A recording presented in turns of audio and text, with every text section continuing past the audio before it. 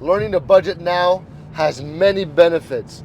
First, it helps you understand how to manage your money better. When you budget, you can see how much money you have and how much you spend, and this helps you save for things like that you really want in life, whatever it is: a house, a dog, a car, some socks, all right, a new outing with friends, Kleenex. Anyway, you know what I'm trying to say. Another benefit is that budgeting teaches you responsibility. All right, so when you keep track of your money, you learn to make smart choices about spending. All right, so you got to think twice before you buy something. It helps you think. It makes you avoid wasting time and wasting money. Budgeting also prepares you for the future.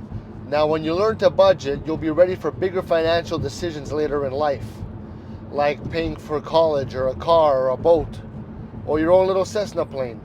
It's like practicing for a big game, learning rules now to help you win big later, you know? So financing, budgeting, it reduces stress also. Knowing where your money goes can make you feel in control. You don't have to worry as much about running around or running out of money or being able to buy what you need. Okay, so overall, learning to budget is a great skill that can totally help you today and in the future. And I wish you the best. Budgeting and Jesus is Lord.